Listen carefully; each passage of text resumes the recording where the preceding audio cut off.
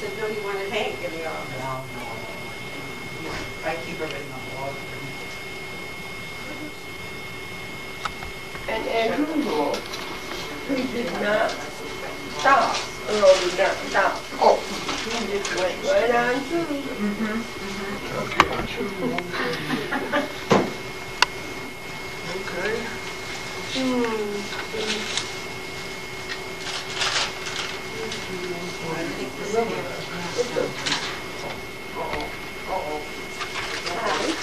Okay. Hi. Hamburgers. Gosh, look at that. Are we okay, I think we've got enough plates. Are you going to need big plates or small plates? Just the small plates. Just, Well, yeah. I got them over there. Yeah.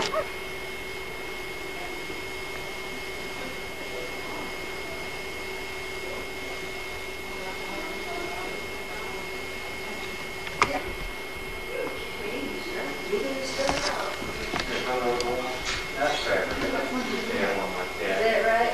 I've got one, but the tail is gone. That's just how much is a nutcracker, just an ornament now.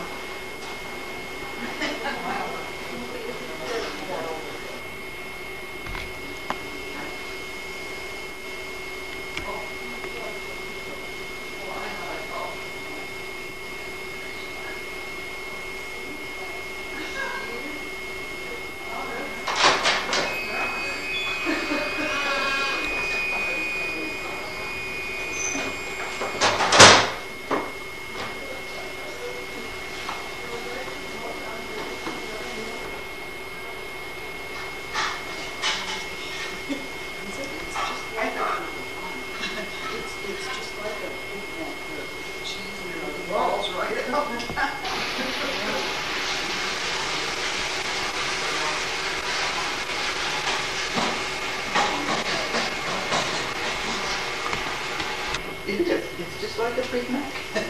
Falls apart. Really is good.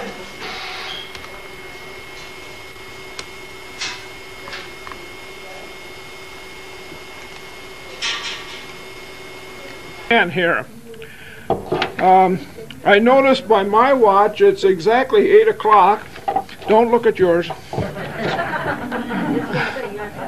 I have an agenda here for the meeting for tonight. The opening, approval of the agenda, the minutes of the April meeting, treasurer's report, nominating committee, the elections, old business, and I don't have any old business. But maybe it was when the when the secretary reads her minutes, well, we'll find some. New business, I have a letter here that I think that I should read from R.A. Webb of the 17th Michigan Volunteer Infantry. He'd like me to read it to you. And we have some announcements and communications and our program. Is there anything that should properly come before this meeting tonight that I haven't mentioned? Remember, this is the May meeting. That's the annual meeting, and this is when we finally possibly get rid of the old curmudgeon and get somebody in here of interest. Anybody have anything to add to the agenda? If not, then it stands approved as presented, and we'll start then we'll continue with the minutes of the April meeting.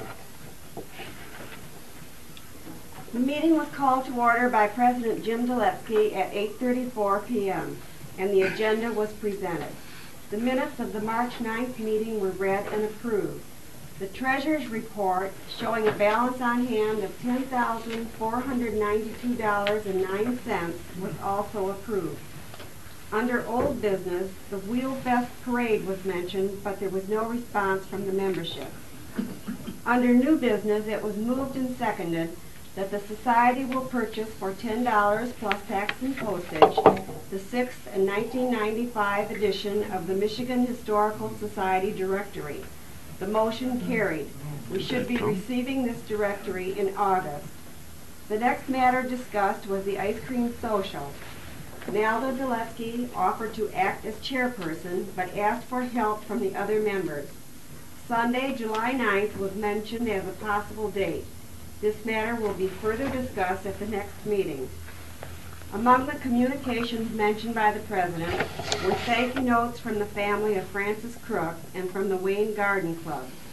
The President also noted that he had sent out 90 newsletters, some to prospective new members. It was announced that the annual Wayne cleanup would be on May 22nd. Next, there was a special presentation by Nelda Duletsky, a birthday cake for Tony Drager, who would be celebrating his 94th birthday on April 27th. Doris Carpenter reported for the nominating committee that Art Egeltinger and Jean Cobb had agreed to be nominated to again serve as trustees. There were no other volunteers. Art Carpenter and Doris Carpenter will serve as the election committee at the May meeting. The President then introduced our speaker for the evening, John Heisey of Parkway Office Supply, who told us all about the early newspapers in Wayne that had been owned and operated by the Heisey family.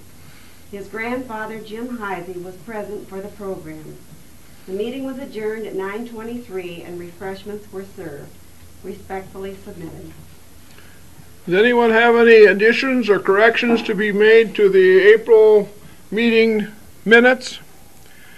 If not, they stand approved as read. I noticed also while she was reading that we forgot, and the chairman of the ice cream social didn't jump up and say that she had a report for us, but can we add that in also? Good. Treasurer's report. Okay, the Treasurer's report for the Wayne Historical Society, and this is up to date as of the 11th. We have a checking account certificate and a certificate for a total of $10,674.29. The balance on hand on 4/12, April 12th, last meeting, was $10,492.09. We had receipts of $10, $5 in $15 in dues, and interest on our certificate was $212.80 for a total income of $227.80. Disbursements were to the Historical Society of Michigan for the purchase of the directory. Now, that directory was $10, but postage and handling were $3.60. And then we had to purchase another roll of stamps. Incidentally, we're sending out about 80 notices for our meeting, and so that it takes pretty close to 100, and I've been buying the stamps by the 100, so that it's a lot easier that way. For a total disbursements of $45.60, leaving our balance on hand of $10,674.29. Anyone have any question concerning the Treasurer's report? If not, it stands approved as presented, subject to audit. Okay, the nominating committee, I've been looking around and I can't see her or him, and so I guess the nominating committee, the actual report was in the last minutes that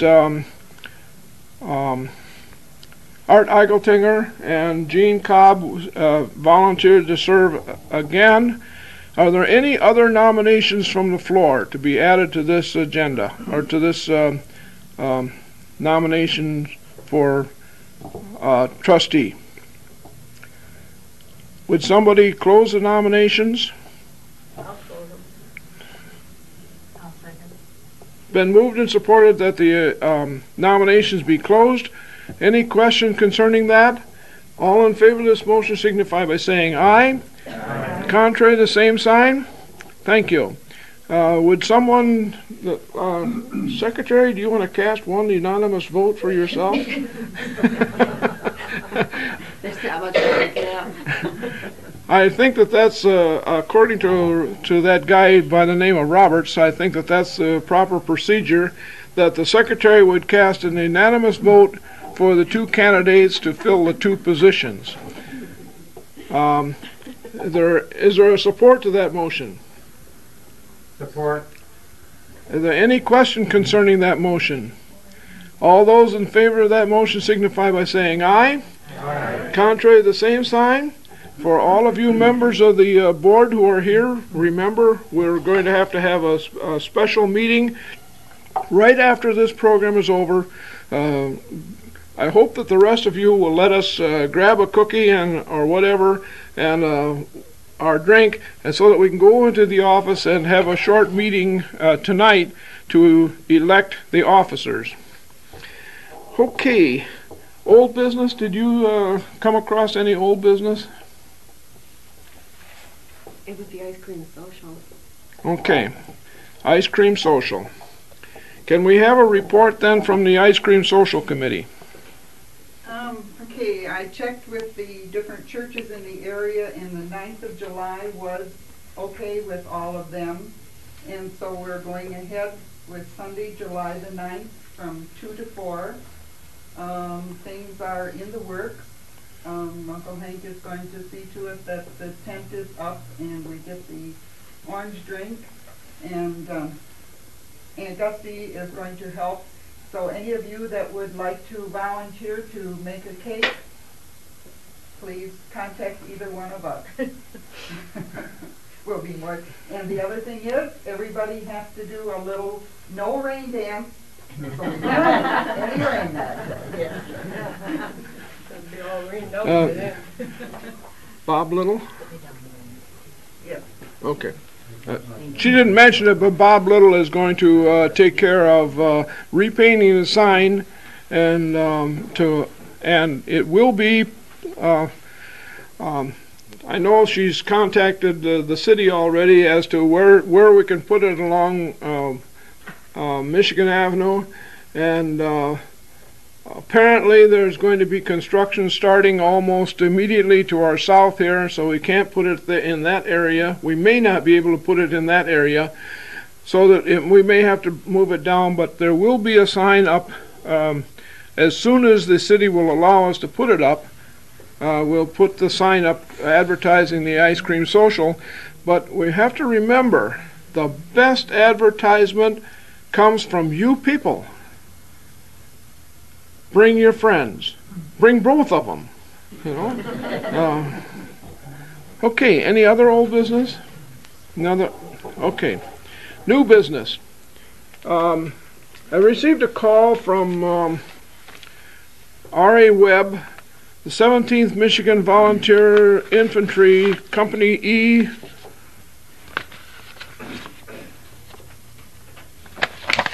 And what they are asking for is something that is almost impossible for us to do, under the present setup, unless you want it changed. They're asking if they can put an ad in our Historical Society bulletin. And unless you want to change things, we don't have ads in our Historical Society bulletin. How many hundreds of dollars are they willing to pay? Well, I think that this is, if possible, we would like you to run the material as frequently as possible. And that indicates to me that they're not talking about any money. The one thing that I noticed that in some of the other Historical Society minutes, bulletins, they do have someone from the 17th Michigan Volunteer Infantry Company to come and talk to them.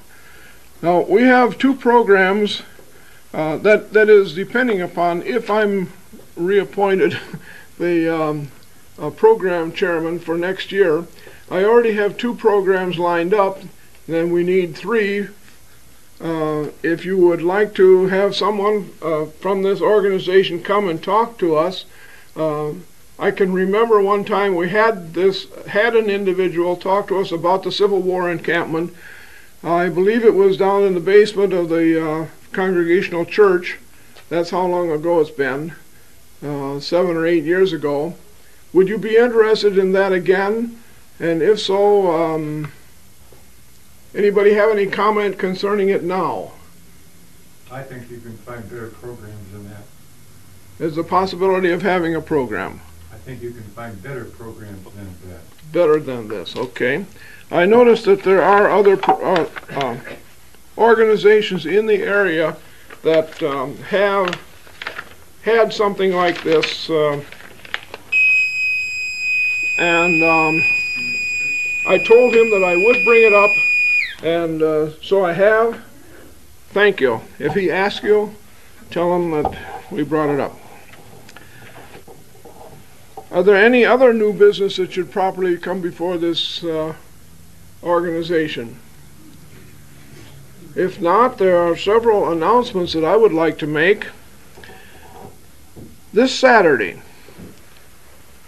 the City of Wayne is having their plant exchange at Gowdy Park. To show up with some of your plants that you like and see if you can't swap somebody for plants that they bring and enhance your garden. And there are the other possibility is that you could bring plants to enhance the city's gardens. The Wayne Beautification Committee is interested in receiving certain plants for their serpentine garden. Some of you have seen it over on the back end of Gowdy Park, over on 2nd Street. There's a wall that's gone up there, and there are, if we are able to acquire the plants that we would like, I'm certain that it would be an excellent beauty spot, one that we would really be proud of. And we've have arranged it so that there are flowers that bloom in May will be in a certain area, and flowers that bloom in June will be there to replace them when the May flowers are done, etc. And I think that those of you who are gardeners who would like that type of thing, it would be I'm sure that you would find it very interesting if you were to come Saturday at Gowdy Park. On Saturday, May 20th, is the time when the Beautification Committee and the Garden Club get together, along with a lot of volunteers in the city, to plant the barrels and the petunias along Wayne Road. The flowers and flats will be set out.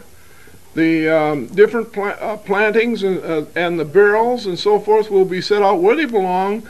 If you would come to Gowdy Park in the morning, 9 o'clock, have a little conversation with some of your friends and neighbors, and get your assignment as to where you should be working and planting. Somebody will be planting up Wayne Road, and somebody will be planting down Wayne Road, and somebody will be planting up Michigan Avenue, and somebody, you know how it goes. Anyway, coffee and donuts are going to be served at 9 o'clock. So if you can't afford breakfast, maybe you can come down and have coffee and donuts. It'll be served for you. On Friday, May 19th, the Wayne High All-Class Reunion is having their banquet. There is still a very few reservations available, but you'll have to get with either Virginia Priestcorn or one of the officers of the committee almost immediately, because we have to know Monday is the last day that the caterer says that he must know then how much food to prepare. And we are very, very close to having the same numbers we had last year already. And we still only have 4 more days of registration. So if you're interested, get it in. You don't have to be a member of a graduating class of Wayne to enjoy the banquet, but you must have reservations ahead of time. Okay, let's see. Okay, Wayne County is having an election concerning the continuation of SMART. That just happens to be our local bus service, and if you're interested in continuing that and want my taxes to go up, why then you just go and vote, and they'll be up. Okay, are there any other announcements that probably should be brought before this meeting? We received communications from this web, the 17th Michigan Volunteer Infantry. We received 2 communications from Detroit Public Library. Both of those dates are passed already. One of them was May 8th, incidentally. Highland Township Historical Society Quarterly. We received Plymouth Museum's Quarterly. And we also received Crossroads from Canton Historical Society newsletter, and a beautiful brochure from Oakwood Hospital telling all about the things that they, how they serve our community here. If anybody would like to see that, it's here. I don't believe anybody has received one of these at their own home. Maybe you have. This was addressed to the society, and here it is if you would like to look at it. I think that that's all that I have on the agenda, except, like always, we're going to have a program. And I think that we're very fortunate in having a person within our own organization who is interested in presenting a program to us on what he feels is one of, if not the oldest, one of the oldest houses in Wayne. And he has investigated a lot of homes around, looked at them to see if they were of the type of design and so forth that might indicate that it was an old home, but he was not able to find any. He has gone through many records through Wayne County, through our museum here, through any source that he thought that he could come up with to bring or to establish the fact that the possibility of his home being the first one in Wayne. And while looking up these things, he also found that it's possible that maybe that Spencer Eisenlord was not necessarily the first postmaster, but certainly he did have contracts with the postal department, with the post office, to handle mail that came through Wayne and had to be distributed to Northville and other communities along the way, as well as down into Brownstown Township. I saw part of his program. I'm very interested in it, and I hope that you are too. One of our own members, and he brought his beautiful wife with him too, by golly. Our member, Neil Hepburn, would you tell us what's going on? Thanks. I think I'll start, rather than bring any charts or graphs in, I'll allow Ross Perot. I've decided to give everybody a handout. This might make it a little easier to follow along.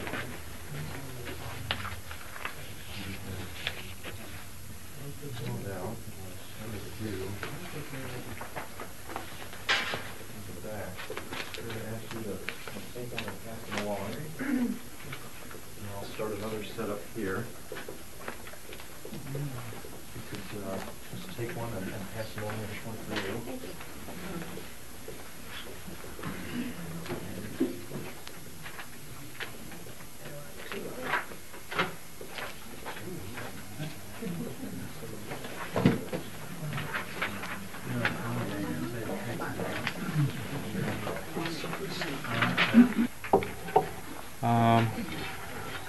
Good evening. As Jim said, my name's Neil Hepburn, and I'm a relatively new resident. Been here about 6 years. Let me know if you can hear me in the back too, because I can always step forward a little. I've kind of been drawn deep into Wayne's history as a consequence of buying an old house here in town. I live at 4139 Newberry. And this is just across the street from the DPW, just south of the railroad tracks.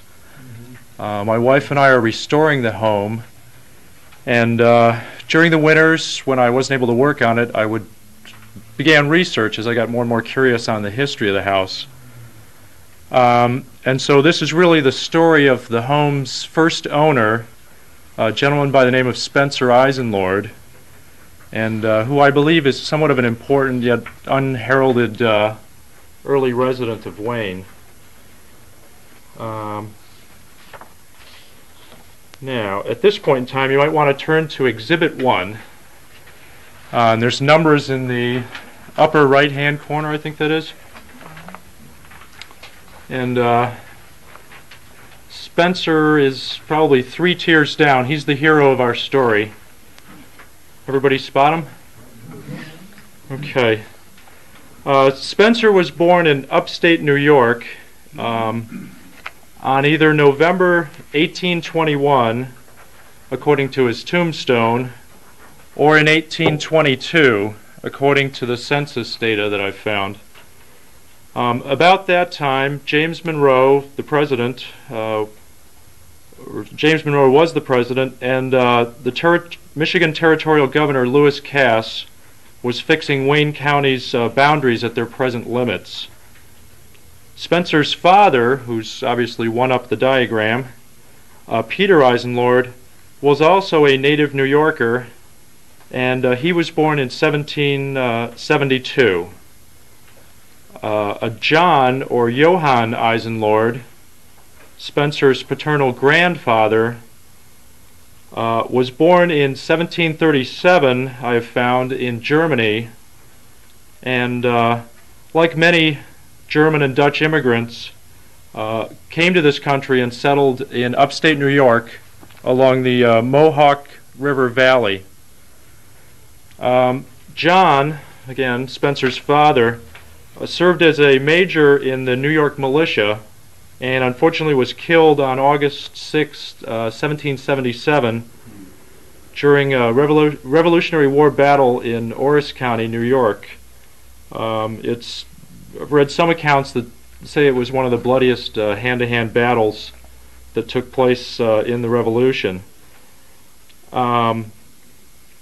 Spencer's mother, on the maternal side, was a Mary Elizabeth Lee, and again, born 1779. Records are inconclusive, but I believe she was possibly born in New Jersey. And some accounts state that she may be a relative of a gentleman called General Harry Lighthorse Lee. Anyhow, Peter and Mary were married in 1800, and they did settle in Bristol, New York, about 41 miles from a Fort Plain where Peter's father had been buried. Shortly after their marriage, about 1806, Peter is listed as a farmer in Wayne County, New York, which probably has something to do with why the name of our county is Wayne County. Lyons, the town he was living in, is about halfway between Rochester and Syracuse. I have found records that in 1810, Peter and Mary had joined the Lyons Presbyterian Church, and the church records do include the baptisms of 4 of Spencer's brothers and sisters.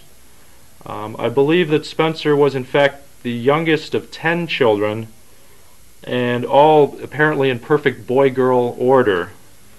On May 27th, 1818, I found records that include the purchase by Peter and Mary of about 100 acres of land in Lyons for the sum of $200. And over the next 15 years, they continued to buy and sell small parcels of land attached to that. Being upstate New Yorkers, Peter and Mary finally heard the same westward call that a lot of their neighbors had heard since the 1825 opening of the Erie Canal. In fact, the town they were living in, Lyons, the canal came right through it. If you look at a map of that area of New York, you will find that many towns share names with towns in this area.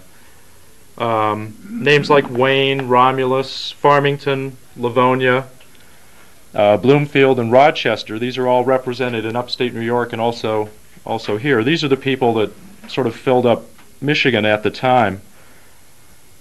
On July 26, 1833, Peter and Mary sold their remaining land in New York, and although I don't have an exact date, at some point in time shortly after that, they moved to Michigan. I know that they left in 1833 because church records indicate their dismissal, as it was called, from the church in that year. In that year, about 1833 time, you've got a growing Detroit area, a population of about 4,500 people, and stagecoaches traveling about as far west as Ypsilanti. In fact, in 1834, the first construction on the first Chicago road was complete. So you've got in fact a gravel road heading through Wayne and Ypsilanti to Chicago. Spencer was about 11 years old at the time of his parents' move, and although I have no records, I am presuming that because he was of that age, that he probably traveled with them.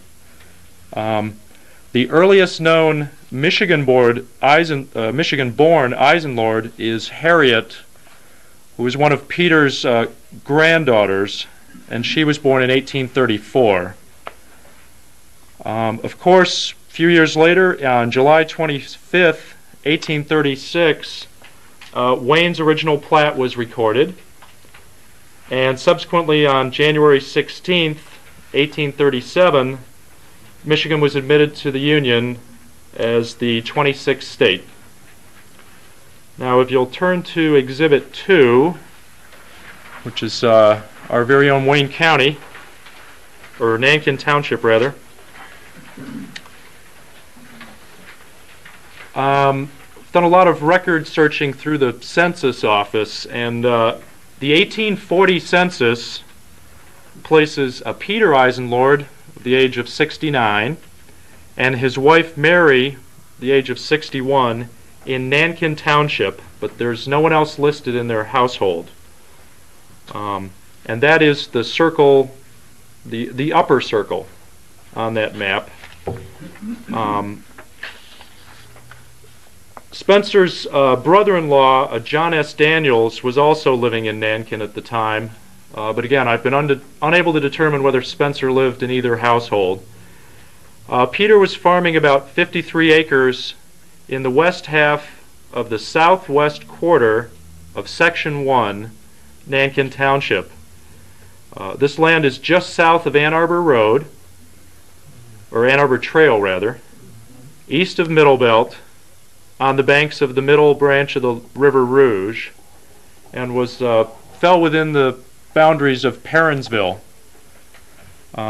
It is incidentally a part of a 160-acre parcel that was originally bought by William Woodbridge, and is the second oldest land purchase in Nankin Township.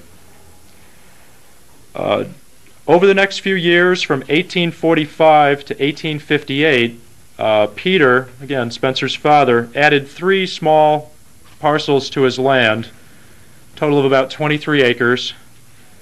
And again, what Spencer did from this time, the time of his move in 1833, until about 1850, I've been unable to dig up any information. But here's where it gets interesting. If you can turn to Exhibit 3, this was really my first piece of solid evidence that I had somebody that was worth looking into. This is a postal route contract that I got a copy of from the National Archives in Washington.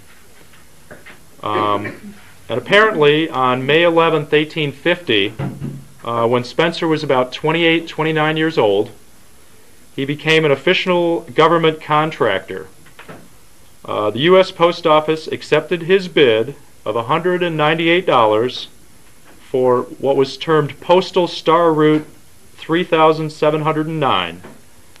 And this was a contract to carry mail from South Nankin, which you can see is later renamed Wayne,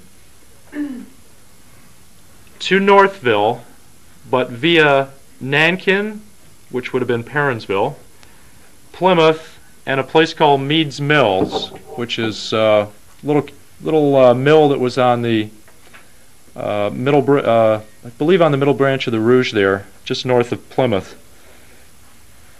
The contract called for Spencer to depart Wayne at 10 o'clock a.m. daily, except Sunday, and that he reach Northville by 2 p.m. and then return.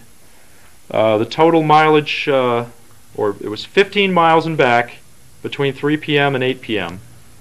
I know it might be hard to read because it's a photocopy, but I do have got some sharper copies up front here that you can take a look at afterwards.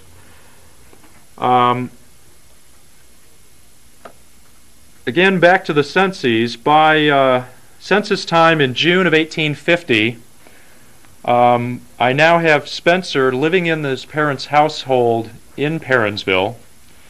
By this time, a shrinking community, as Wayne has been platted and is growing, the railroad's through.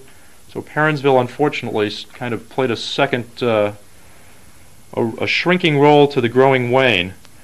The census has him as about 27 years old, and he is plainly listed as a mail carrier as far as his occupation, and is the only one listed as such in the entire census of Nankin Township. His elder sister, Mary Ann, her husband and son are also living on the farm with Spencer, Peter, and his mother. At the same time, Spencer's older brother, Peter, Jr., and a couple of his sons are living up in Novi Township, working as coopers, barrel makers. This Peter Jr. is a real character, actually, and fathered many, many children. Had another son, John, who operated a wagon and blacksmith shop up in Farmington. They were very, very active up there in Novi and Farmington. And in fact, Nathan, Peter's youngest son, eventually becomes manager and part owner of the Detroit Free Press. Unfortunately, Spencer's father, this Peter Sr., and if you want to turn to Exhibit 4, you'll see. Peter Sr. dies on May 1851 at the very advanced age of 79, so he did quite well for his time. He is buried in Newburgh Cemetery up on Ann Arbor Trail in present-day Livonia, just across the border. Probate records indicate that he left an estate valued at $700, but no will. Spencer was appointed administrator of the estate, and Peter's estate was divided into 7 equal parts, the beneficiaries being his 5 living children, including the living sisters and brothers of Spencer, and obviously Spencer himself was one of the beneficiaries as well. A couple of Spencer's sisters had married prior to leaving New York, and also had children that lived in that area. The papers in Peter's estate file list Spencer as a Wayne resident as opposed to Nankin Township. So I know that from 1851 on, Spencer lived somewhere here in Wayne. It appears that after Peter's death, Spencer's sister Jane and her husband, this John S. Daniels, then live on Peter's land. And at this point, if you want to turn to Exhibit 5, we've got a portion of the original plat map. In 1852, 16 years after the village of Wayne's original 169 lots were platted out, and the same year, incidentally, that the railroad finally reached Chicago, Spencer purchased land on Biddle Street just south of the railroad tracks. In fact, it is lot 7-8. That land marked railroad depot south of the tracks, and then 100 feet directly south of lots 7 and 8 So it was quite a good-sized chunk of land.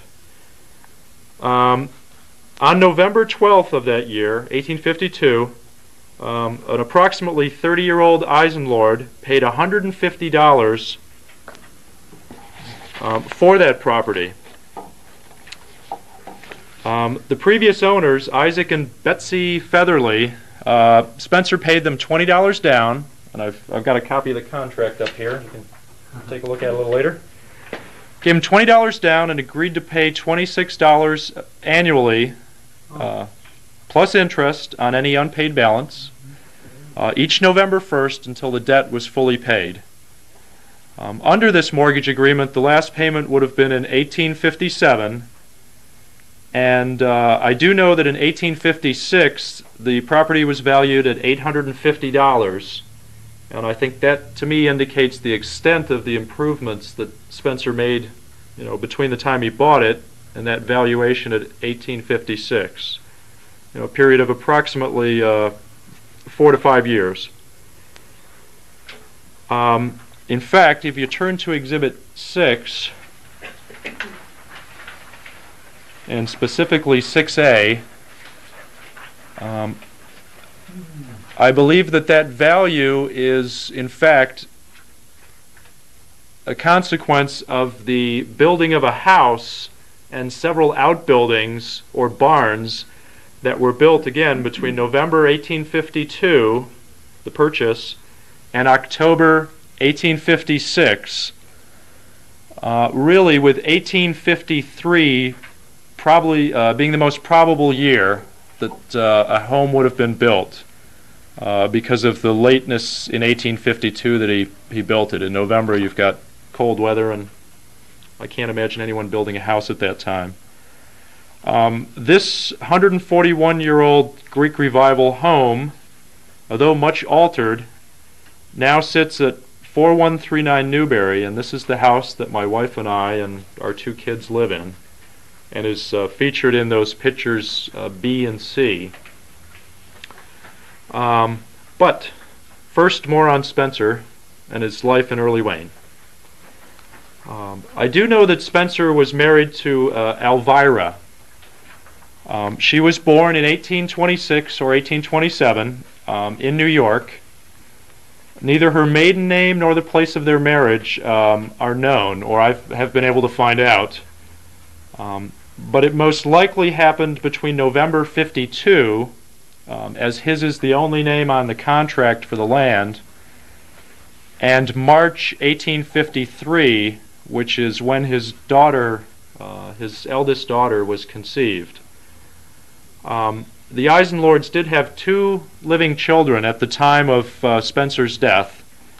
Agnes, this eldest daughter, who was born December 3rd, 1853, was the eldest, and Spencer had a son who he named Spencer, and he was born in May of 1855. Spencer and Elvira were both members of the First Congregational Society of Wayne. In fact, I've found documents that tell me that they held slips number 34 and 27. And this society, from what I can ascertain, was sort of the administrative arm of the First Congregational Church, whose first house of worship was built in 1849. And unfortunately, this Greek Revival-style church burned down about 1970, I believe. Some of you probably remember this more than I do. Now, on to Exhibit 7. What about C?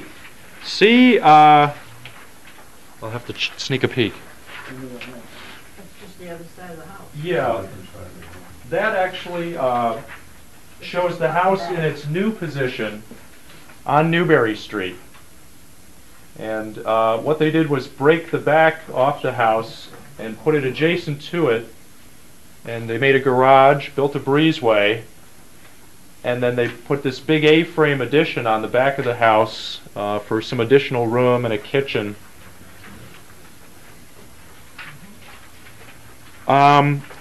Exhibit 7 is another contract that I had managed to track down at the National Archives. And apparently on April 29th, 1854, the post office again accepted one of Spencer's bids, and this time a bid for $89 for Star Route 13011. And this was a 4-year contract to carry mail from Wayne to Brownstown via Romulus Center and Huron. Now, Romulus Center is obviously Romulus, and Huron I've yet to figure out exactly where that is, although I would be willing to bet it's somewhere, as you follow the Huron River, it must be somewhere, perhaps, where is it, New Boston or that sort of area. And this was about 18 miles and back, and this was just a one time a week route, as opposed to his daily route that he was taking up to Northville. Records indicate that it took Spencer from 9 a.m. to 9 p.m. each Saturday to complete the route, and that on January 1st, 1855, the route is transferred to a gentleman named Silas Merrill, and subsequently on August 11th, 1855, service was discontinued, and I've really got no reason why. And at this point, if you could turn back to Exhibit 5, although, well, I've misguided you. It won't work. I was to have a larger map of Wayne's plat with all the lots, but you have to take my word for it, and there's an exhibit you can see after the fact. Eisenlord owned other Village of Wayne property.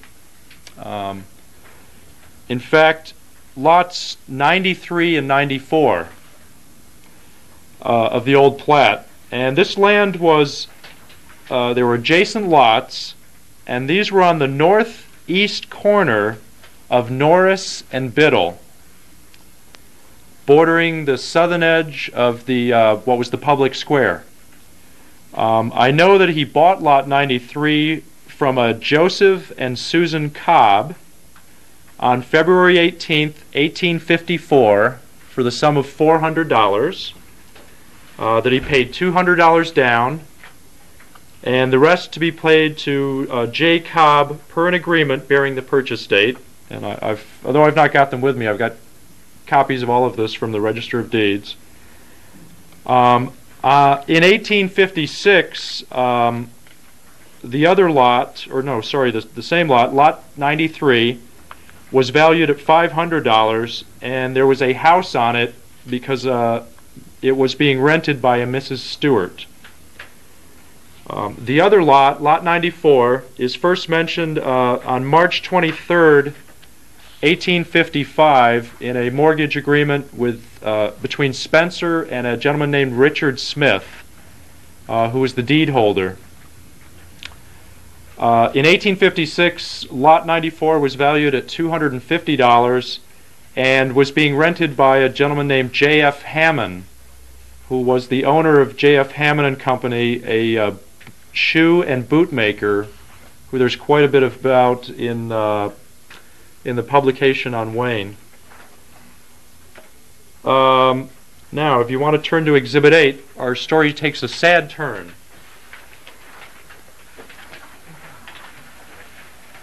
Apparently on his way to becoming a wealthy and influential or successful man, Spencer Eisenlord up and died on Friday, October 9th, 1856. And this is really why a lot of the dates and the values I have relate back to 56, because it's all come from his probate file.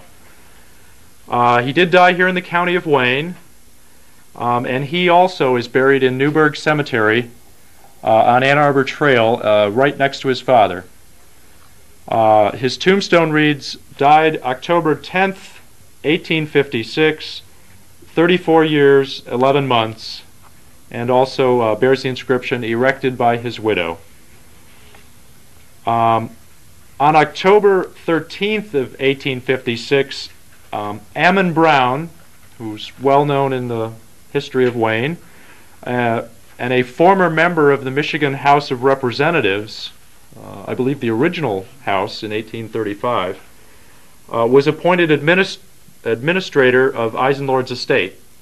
So that also kind of plays into the fact that he was a fairly influential man here in town. Ironically, Spencer's probate file, which is up in the Michigan State Archives in Lansing, sheds the most light on his worldly activities.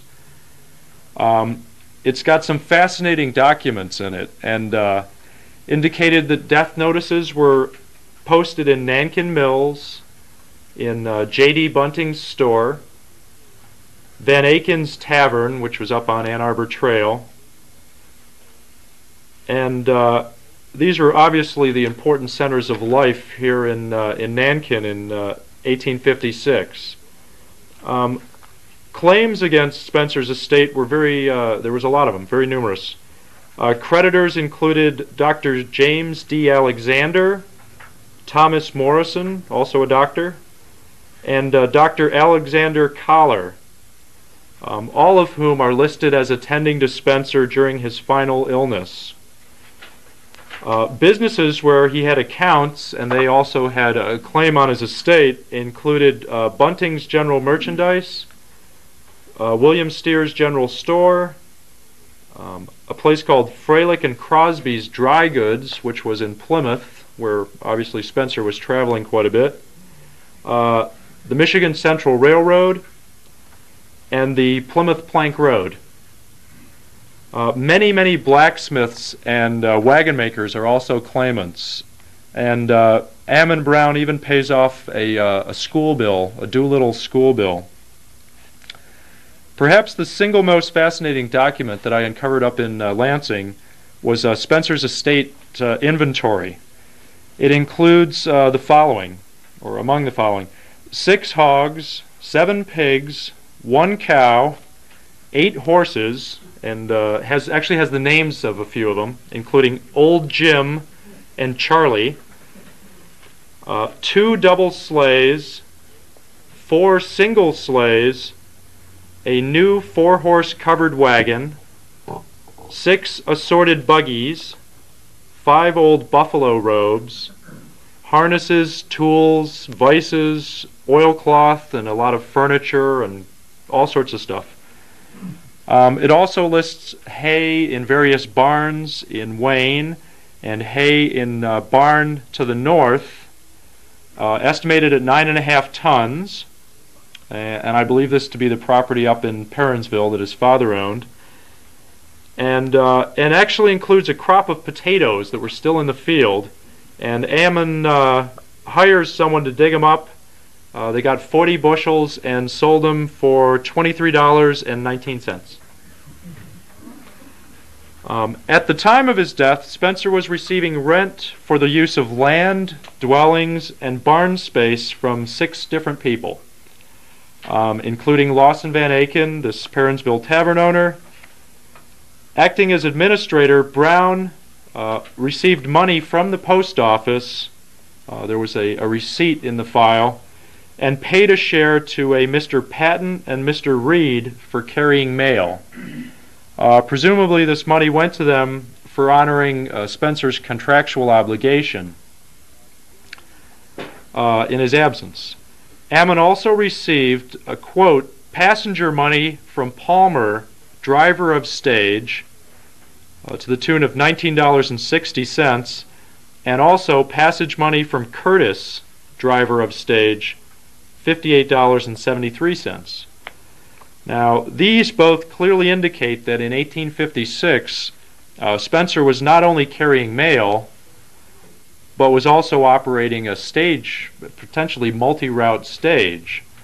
Once in Wayne, passengers would often need to travel further north or south, perpendicular to existing rail lines, because you've got the original Wayne train depot fairly close by there at Biddle and the railroad tracks, and you've got Spencer situated just south of that with his buggies and wagons, and clearly a guy by the name of Palmer and Curtis seemingly running a couple of routes for him. Unfortunately, just months after the death of her youngest son, Mary Eisenlord, Spencer's mother, also dies. And this is shortly after November 15th, 1856, while under the care of a physician. She was 77 years old at the time, and as administrator of his father's estate, I believe some of the papers indicate that Spencer may have had responsibility for taking care of his mother's care, because her burial seems to have been paid out of Spencer's estate. Unfortunately, her gravesite is unknown. If she's up there in Newburgh Cemetery, there's not a headstone to indicate such, and Spencer and his father are sort of side by side. In July of 1857, Ammon Brown, acting as administrator, begins to sell off Spencer's property. Lot 94, which is the one here in town, goes to a Samuel and Sarah DeMudd for $204, and Lot 93 goes to a gentleman named Corridon Fulton for $550.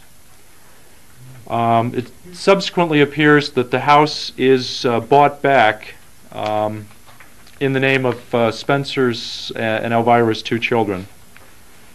Elvira continues to live in the Biddle Street house after Spencer's death. In fact, she appears in the 1860 census and is listed as 33 years old, with real estate valued at $2,500 and a personal estate valued at $200. This ranks her, and believe me, I've looked through all of the every name listed in the 1860 census. This puts her among the town's most prosperous citizens, up there with the Buntings and some of these other names, and she is the only female head of household with anywhere near this kind of wealth. At the time, Agnes is listed as 6 years old, and Spencer Jr. is listed as 5 years old. And both attended school within the year, the census tells me. The census only lists 67 dwellings within the city or village of Wayne at that time.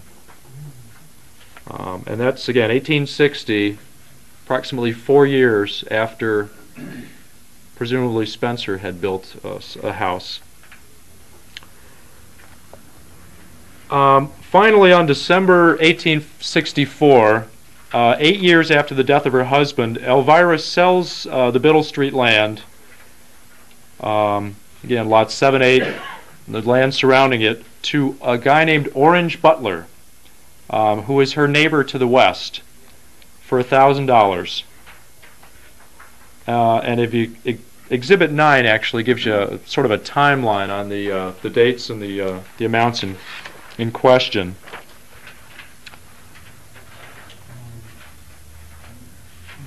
Earlier that year, Butler had purchased a half share in the Union Hotel, which is on lots 3, 4, and possibly 5, as well as an entire lot, which was lot number 6, in between the two properties. So as of 1864, Orange Butler kind of owns all the way from 3 through 8.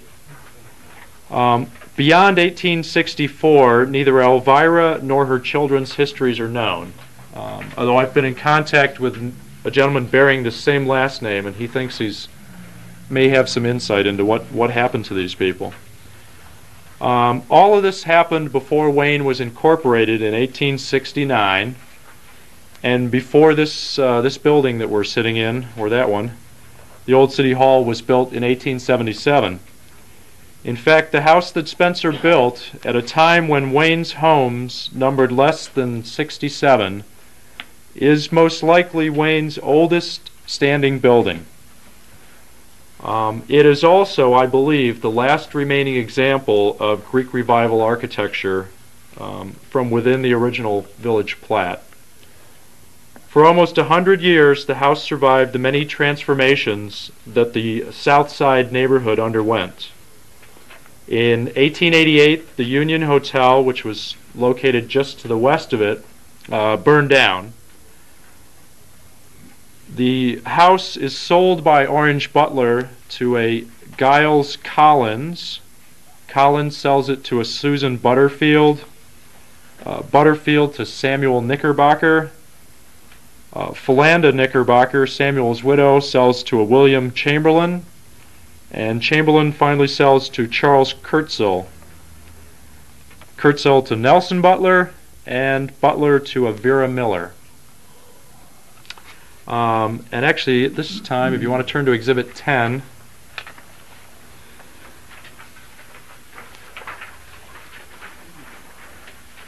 by the 1940s, fast forward into this century, the J. Austin Oil Company, which I'm sure a lot of you will remember, had bought or acquired the entire surrounding block, that whole block just south of the tracks. But the old house did survive. A friend of Mrs. Gladys Nelson, who used to live behind me there on Biddle Street, remembers a name, the Huffy family, who she believed lived in the house. Tells me that Mr. Huffy was a house painter, and that he lived there with his wife and adult daughter. Mrs. Nelson's friend remembers that the daughter was usually on the front porch and would make faces at her as she walked by. Finally, in 1950, Vera Miller, who owned the home but I believe rented it out, sold to Austin Oil, that last little corner lot. And later that year, a gentleman by the name of Bruce Willis acquires 2 lots on Newberry Street in the new Glen Morrison subdivision, directly south of the original plat. And Exhibit 11 will give you an idea of what happened to the house. That winter, really somewhere between 1950 and 51, I don't know, some point in time during that winter, Willis moved Miller's old house across the field there, this would be the field just south of DPW, to its present location. Forest Street was later extended west to finally hook up with Wayne Road, but that little jog that it does sort of forever marks the original site of the house. The house has undergone many, many alterations since. When it was moved, as I said, the rear wing was detached and relocated next to the house to serve as a garage. A breezeway was constructed to connect the two, and at the same time a 2-story addition was put on the rear of the house and serves as a kitchen and an upstairs bedroom. Although the house is now aluminum sided, the old clapboard and the molding still lies underneath, because we've kind of peeled things back to take a look at it every now and then. Inside, a lot of the original features are intact, although frankly it's a very simple house. There's not a lot of fine woodwork in it. Much of the original horsehair plaster is intact, although it's been patched. When the house was moved, a lot of the ceilings broke up and cracked, and in fact most are covered with ceiling tile that's been glued up there. The bathrooms that we have in the house have been carved out of existing rooms. You can tell that the walls are newer and the trim at the bottom doesn't match. The first floor ceilings are about 9 feet high, and upstairs the windows actually come in at floor height. They're very, very tall, and I hope someday all you get a chance to look out one of these windows, because the panes of glass are so full of bubbles and imperfections that a telephone pole looks like kind of like an accordion. And really, in restoring the house, the job that my family and I and my wife Michelle, it's largely one of undoing about 100 years of remodeling. We're trying to I wouldn't say restore it to its original condition, but kind of undo and just get it looking more natural. Let the wood and the plaster speak for itself. Now, I know that there's several other houses here in Wayne that are reputed to be Wayne's oldest. And I'd be happy, believe me, I've done a lot of walking up and down streets and looking at foundations, and I'd be happy to sit down with anybody who wants to debate the merits of one particular one. But keep in mind that the original plat was laid out in 1836, and that the only streets contained within that original plat that still have wooden homes on them are Newberry, which has the Francisco House, Brush Street, although only about 5 of the houses on Brush Street are within that original plat, and Norris Street, which for the most part is now eastbound Michigan Avenue. The first addition to the original plat, which was the Steers edition, which includes Norris and Brush Streets east of what was then Hastings, what's now Washington, that wasn't laid out until 1864. In fact, May of 1864. So 1st Street and 2nd Street, where they intersect Brush, that is all dating no earlier than 1864. The second addition to the original plat, which was the O'Connor edition, which contains the little house just east of St. Mary's on Michigan Avenue, which I know is also considered to be very old, was platted in May of 1866. And it states in the history of Wayne that O'Connor purchased the land shortly before it was platted, and that it was not his homestead. So to me, that indicates that in all likelihood he wasn't living on it. If you look at the dividing of it, if you look at the plat maps, the lots are all pretty much the same size, and that's also true of the Steers edition down Brush Street. It really doesn't look like there was an existing property that's been platted around. Normally when that happens, you'll find a larger piece with the original house on it, and then the rest of the land is divided up in a more orderly fashion. So it's my belief that any building standing on those 2 additions could not have been built before 1864 unless it was moved onto that property. And there's always a chance, because there's a lot of houses been moved here. The Francisco House, which I believe is basically Italianate style, from my viewpoint dates from about the 1870s. The cupola on top, the windows, a couple of different features on it, lead me to believe it's about 1870s. And several homes on Brush Street and eastbound Michigan Avenue, they're very old. But if you look at the core style of the buildings, ignoring any additions or possible alterations, you'll realize that most of those buildings are of one of various post-Civil War styles, really Victorian. Although not what a lot of us kind of think of when we think Victorian. There's really many sub-styles within that categorization. The Greek Revival style, which has real symmetry of layout and design, skylights around the front door, or side lights, and very, very low-pitched roofs, and 6/6 windows. You've got 2 transoms, the upper having 6, the lower having 6. This style was really in decline by the start of the Civil War. It was the predominant style in the 1830s, the 1840s, a little bit earlier on the East Coast. And there were once many, many examples of Greek Revival architecture here in town. The Stephen T. Curtis House, which was on the Unistrut land, which some of you may remember. There were a few houses on the west side of Wayne Road on the Unistrut property, which unfortunately are no longer there. And many of the original churches, including the First Presbyterian, were Greek Revival and built in the 1840s and 50s, as indicated in a lot of the publications and materials here in the museum. But unfortunately, none of these exist. After the Civil War, about 1865, the country's architects really broke with all the old European influenced styles. You had a mindset that we had forged a new nation and that we were now on our own path, and there was really an abandonment of pulling out old European styles, and you've got the first true American building designs. Gothic Revival, The gingerbread starts to come into the houses, the upper story shingling with the little scalloped shingles, and there's a lot of that here in Wayne. That's predominantly late 1860s, 1870s, 1880s. In closing, I would like to thank the many people who have helped me in my search for the home's history.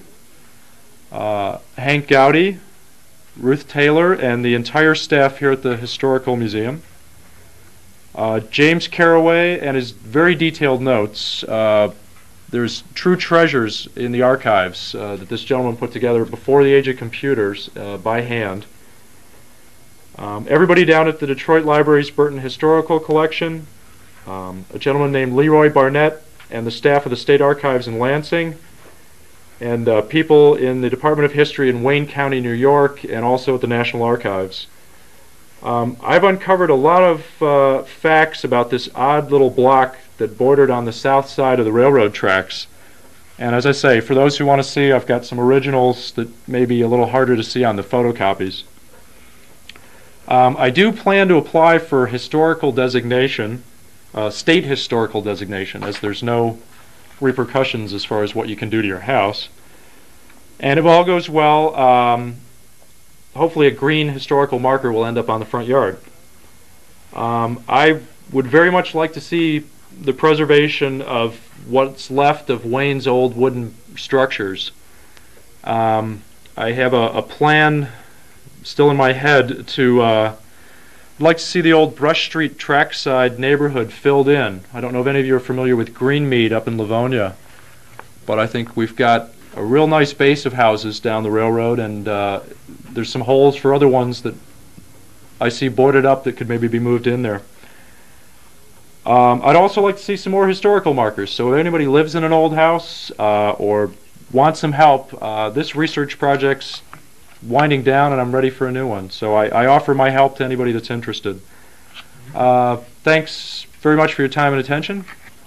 If you have any questions, feel free to throw them at me.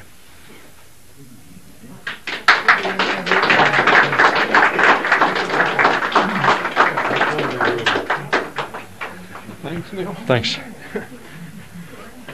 This is, I read his original, no, I read a draft that he gave me a couple of years ago, or at least a year ago. I've also read what he had presented to me last month, and what he has also done, or presented to you and us this evening, and his research hasn't ended. He's still going on and looking further and further into more things. I'm surprised, pleased, that we have a person in our midst who is willing to do that type of thing. And I would hope that if anybody has any ideas or would like to do the same, I'm sure that he would be able to help. He would at least be able to point you in the right direction as to where to go to find some of the information. Does anyone have any questions that they would like to ask at this point? I'd like to know what Neil's profession is and why is he so interested in the history of that, like that? I work for a little advertising agency. And why am I interested in history or the house? Or? This particular home. Well, I live there. My house. I love history, and we knew the house was old when we got into it. But as I had builders in to take a look at some things, and we started uncovering things, it was apparent that it was very old, a lot older than I had thought. Not only the horsehair plaster, but sawdust insulation.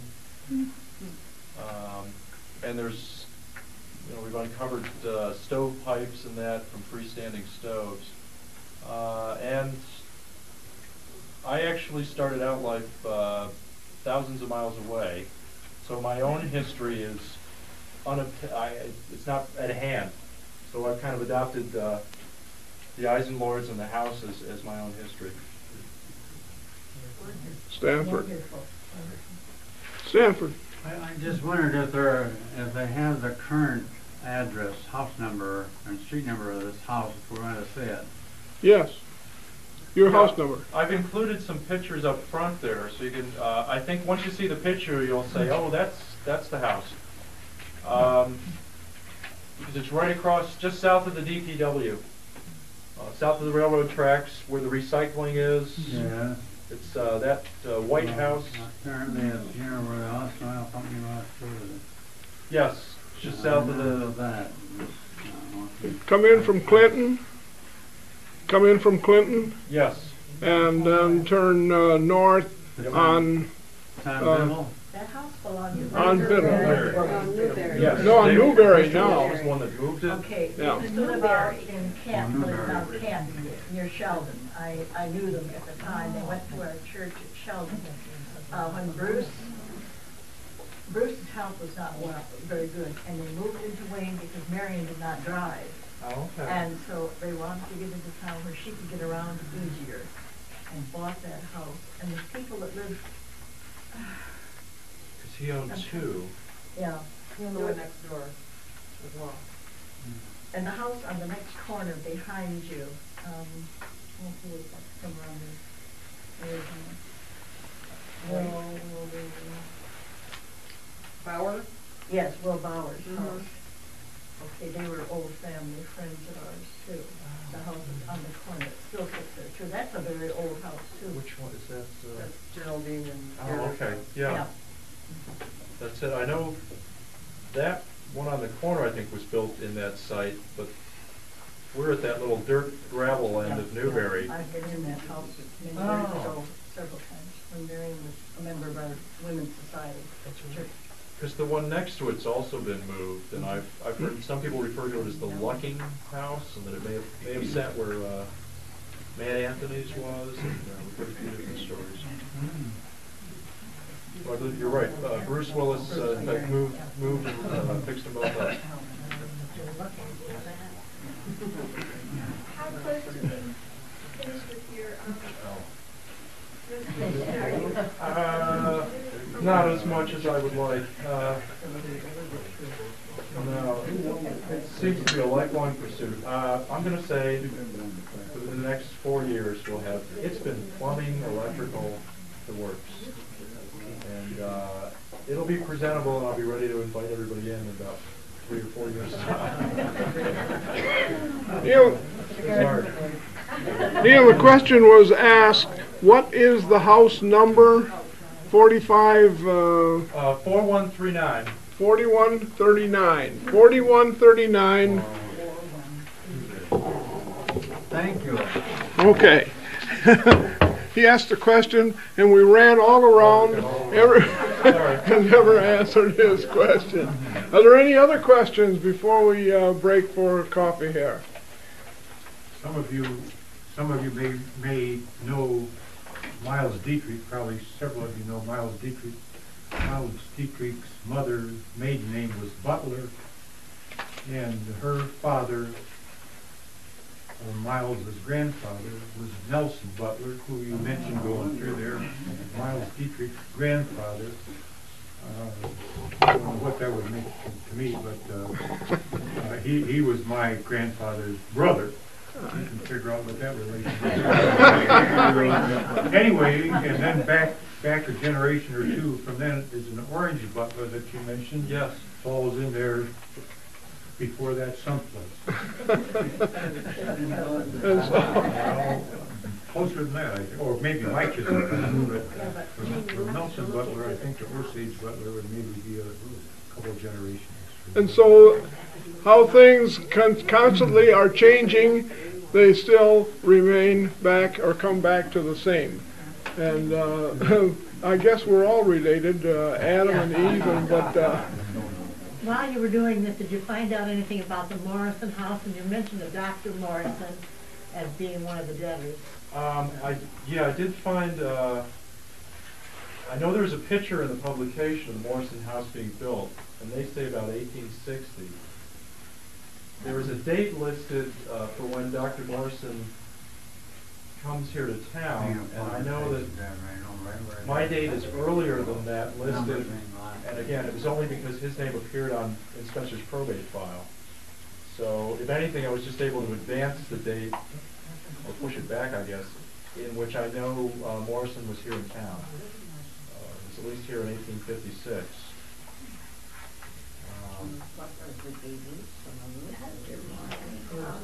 It kind of sounds like we've got an interest here and we would really like to ask a whole bunch of questions, but we don't know where to start.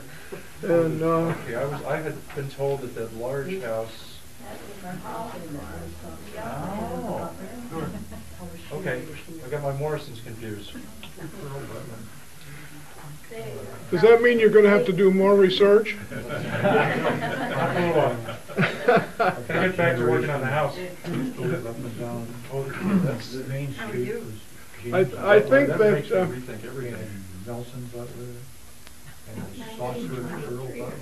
I think the Hepburns are finding out that trying to rejuvenate an old house is more expensive than building a new one.